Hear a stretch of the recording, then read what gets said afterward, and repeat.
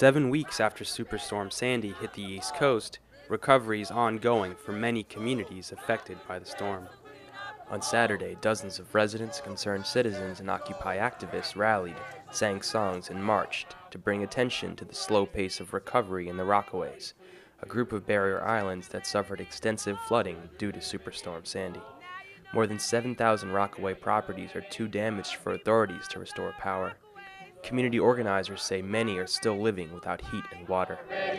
My neighbor got no heat. My neighbor got no heat. My neighbor got no light. My neighbor got no light. Think about Far Rockaway. Think about Far Rockaway. Before you sleep tonight. Before you sleep. Many, like 12-year-old Rockaway resident Kakili Hoare, say there's been a lack of resources available to local residents compared to more affluent areas affected by the storm. People should be fixing up people's houses because some people don't even have houses right now. Some people have houses but it has mold. Some people has been without electricity for like 2 months and so on. And they're not doing anything about it. And in Manhattan right now, everything is fixed. They fixed the power lines in Manhattan, everything. Why can't they do the same for Far Rockaway? No questions answered.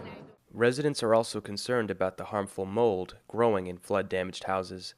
Resident Virginia Deer, who worked with Occupy Sandy to organize the day's actions, says she's been personally affected. Our home right now, actually, the entire first floor is completely just gutted out, and there's still mold there. I mean, they tell us what to do in order to remediate the mold, but it doesn't work. So then what are we supposed to do after that when we don't have enough information about what to do? We don't have enough resources or manpower and actually to do what needs to be done. Deer's home has had its power restored, but she continues to live with relatives in a 2-bedroom apartment with 9 other people. Like many other residents, Deer is unsure when it will be safe to return home. Activists say they haven't seen any governmental authority take responsibility for testing for mold. Technically, they say that if your power is restored and that if your electricity is there, that you can go back in. But they don't have any way to prove whether or not the mold is bad enough for you to go back in.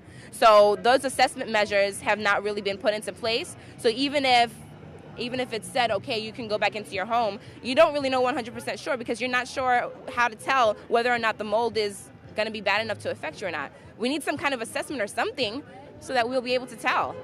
Activists are concerned about serious health effects, including chronic cough, fever, and wheezing. Nasran Mohit has coordinated Occupy Sandy's medical relief efforts in the Rockaways since the storm hit.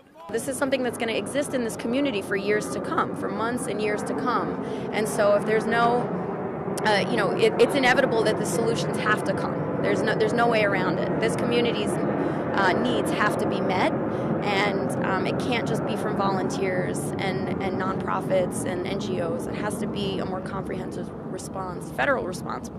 And FEMA won't handle it, the state won't handle it right now, and the city won't handle it. So we need to craft our response to really, stress the urgency.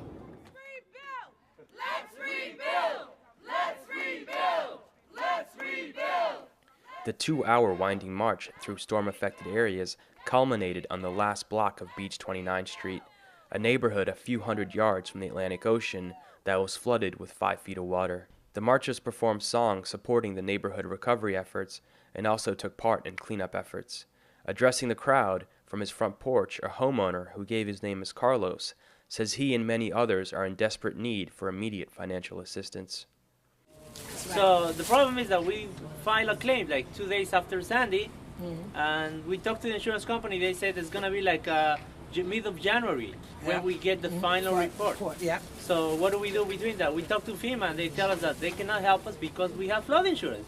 But we told them, the money's coming on January. What happens to all the money, the concerts they're making, the money that Obama's giving away? Some have compared aspects of FEMA's response to Sandy to that of Hurricane Katrina that affected the Gulf Coast in 2005. One thing we've learned from Katrina is that where the resources go, where government goes, determines on who is going to live in an area. Also taking part in the march was environmental attorney and longtime activist Joel Kupferman, who is assisting 24 Rockaway residents in their attempt to get aid from FEMA. He says many homeowners are in need of immediate financial assistance to get rid of mold and to begin rebuilding. just for small amounts of money, we could end that problem right away. And yet FEMA has, in the beginning, they were promising to do outreach into the community. And as I understand it, people from Washington and FEMA are blocking that outreach, and they're basically taking a one-sided approach and not listening to the community. Neither are they listening to other federal agencies and people on the ground and city agencies that are basically saying you have to help these people, and they're just turning a deaf ear. A FEMA representative told FSRN he would not comment on particular cases, but the agency has already distributed $700 million to homeowners and is doing everything in their power to assist those in need. The spokesperson said homeowners who are facing delayed insurance payouts can also contact the U.S. Small Business Administration, which provides low-interest loans to homeowners and renters to repair or replace real estate. The Senate is currently debating a $60.4 billion package to pay for both the state and federal responses to and recovery from Superstorm Sandy. At the end of the march, residents also heard from longtime neighborhood resident Leon Diong, who has been living without heat and power since the storm. He said he was moved by the day's actions and that the government needs to be held accountable.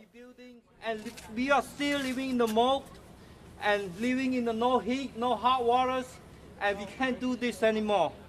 We cannot wait and be human. Bloomberg, you better listen to us. Yeah! Later, activists from the Rockaways and a similar action that took place on Staten Island converged at Mayor Michael Bloomberg's house in Manhattan to demand the city do more to help residents in need. They say they will continue to pressure authorities until action is taken. Children living in mold. Children living in mold. Now you know that ain't right. Now you know that ain't right. The people of the Rockaways People of the Rockaways are ready to fight. are ready to Reporting for The Real News and FSRN, this is Jessel Noor in New York.